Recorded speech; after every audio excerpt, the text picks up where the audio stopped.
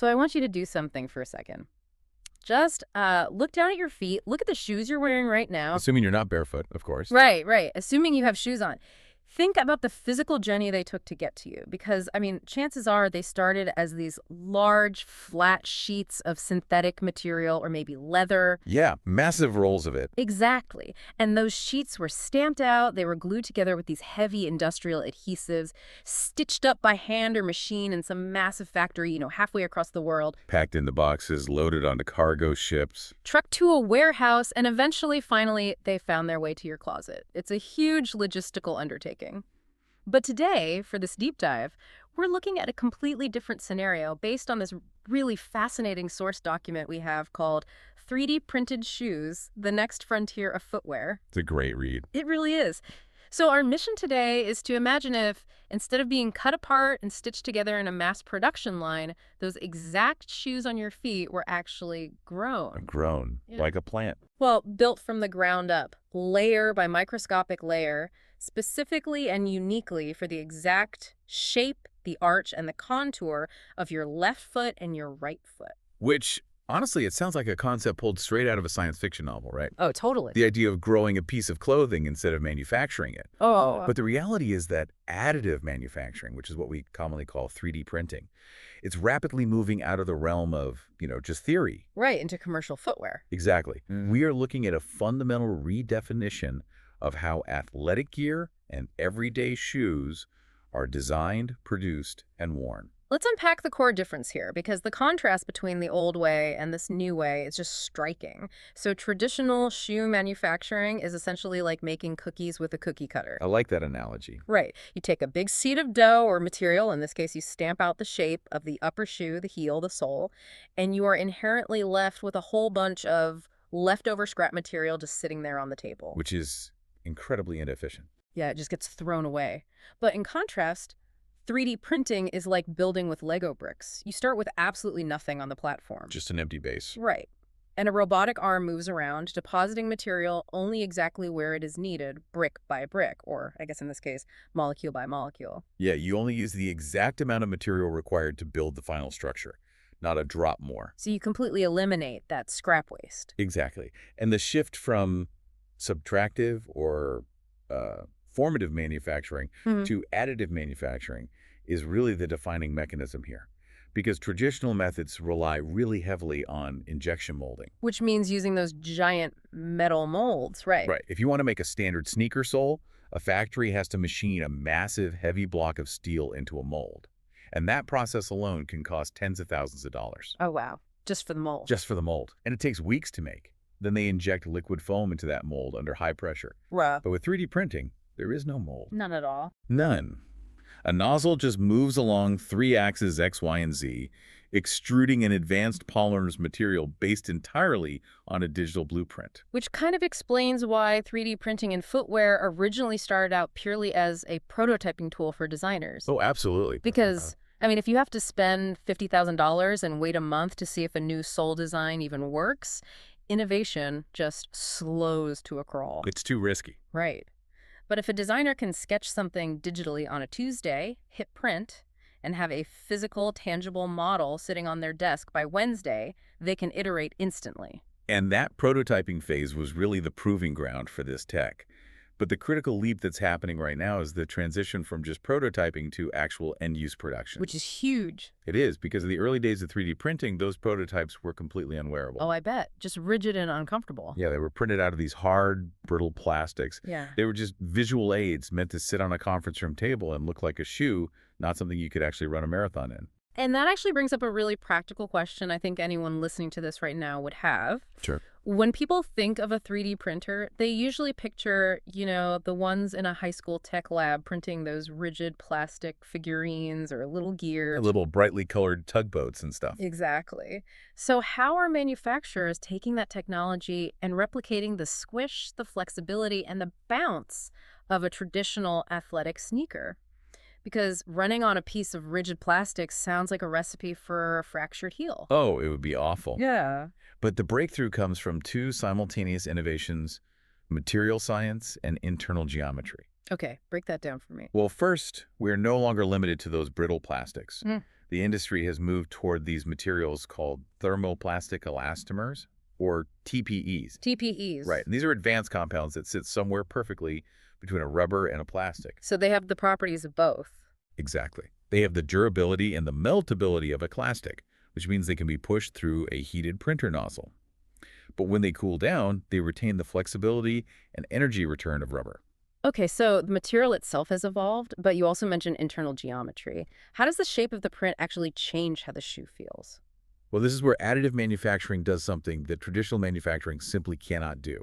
So let's look at the standard foam used in almost every single running shoe on the market right now. Great white, squishy stuff. Yeah, EVA foam, or ethylene vinyl acetate. EVA foam has uniform density. A block of it is exactly the same squishiness all the way through. Okay, makes sense. So if a shoe company wants a shoe to have a really stiff heel for stability, but a very soft, flexible toe area for running, they have to physically glue a hard piece of foam to a soft piece of foam. Which I imagine creates a seam, right? Like a weak point, and requires way more adhesive. Precisely. It's inefficient. But with 3D printing, since you are laying down the material layer by layer, manufacturers can program the printer to manipulate how the material behaves at a microscopic level. Wait, so they can change the density on the fly? Yes, they can print a dense, tightly packed structure in the heel to make it really rigid. Then, using the exact same continuous strand of material, the printer can transition into this open, highly porous, web-like lattice structure in the forefoot. Oh, wow. Meaning they can change how the shoe performs without ever actually changing the material itself. Exactly. It's like structural engineering applied to a piece of rubber. It's the architecture of the sole doing all the work, not just the chemical properties of the foam. Yeah, the material just flows out of the nozzle continuously, but the geometry dictates how it physically behaves when you put your weight on it. That is wild. And you just can't mold a complex, hollow, varying density lattice inside a solid block of foam using traditional injection molding. Right, because the metal mold would get stuck inside the hollow spaces. You wouldn't be able to pull it out. Exactly. But a 3D printer just builds it from the ground up, leaving empty space wherever the digital file tells it to. And since we can now print these functional, flexible, variable density structures, the next logical step from the source material is looking at how this technology directly changes the physical fit of the shoe for the individual wearing it. Personalization. Right. We are moving from a mass-produced item to something completely tailored.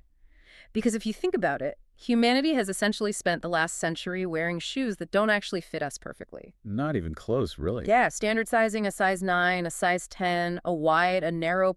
It's just a statistical compromise. It's an average based on population data.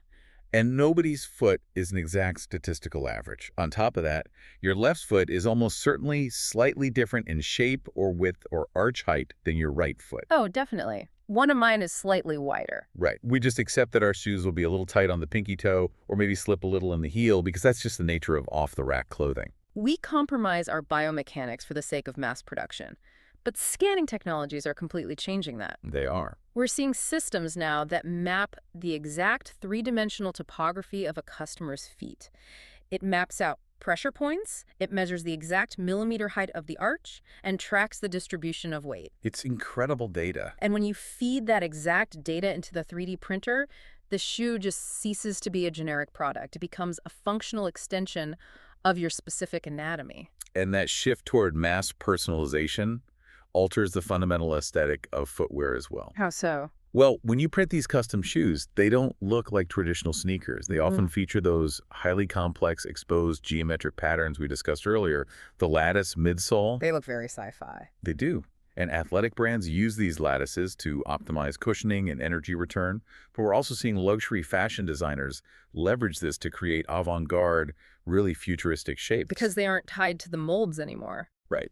Because they are no longer constrained by what can be pulled out of a metal mold, they can print hollow, interlocking, organic shapes that look almost like coral reefs or bone structures. A really great way to conceptualize this custom lattice midsole, and I love this comparison from our sources, is to compare it to a car's suspension Oh, system. that's a good one. Yeah, so a traditional EVA foam sneaker is like a standard one-size-fits-all mattress. It's soft, it absorbs shock, but it just squishes down indiscriminately wherever you press it. Right. There's no targeted support. Exactly. But a 3D printed lattice midsole built from a topographical scan of your unique foot is like a high-performance car suspension system. Tuned just for you. Yes. It has been tuned specifically for the driver's exact weight, their running gait, where they strike their heel, and how they push off their toes. The lattice compresses deeply exactly where you need shock absorption and remains firm right where you need propulsion. And that convergence of digital manufacturing and footwear means consumers are just no longer forced to compromise. Historically, if someone needed an orthopedically perfect shoe because of a foot condition, they had to buy something that looked like a medical device. Which nobody really wants to wear. Right. And on the flip side, if someone wanted high fashion, they usually had to suffer in shoes that were agonizing to wear. The classic beauty is pain scenario. Exactly.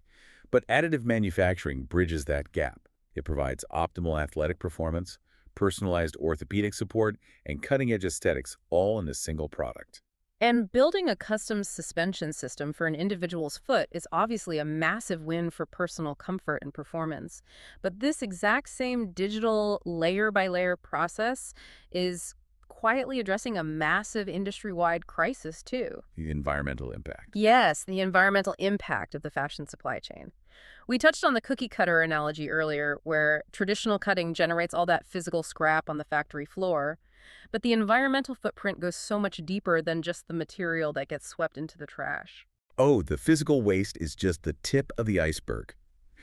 The broader issue is the sheer inefficiency of the traditional retail economic model. It's pretty shocking when you dig into it. It is. Global footwear brands operate on massive forecasting timelines.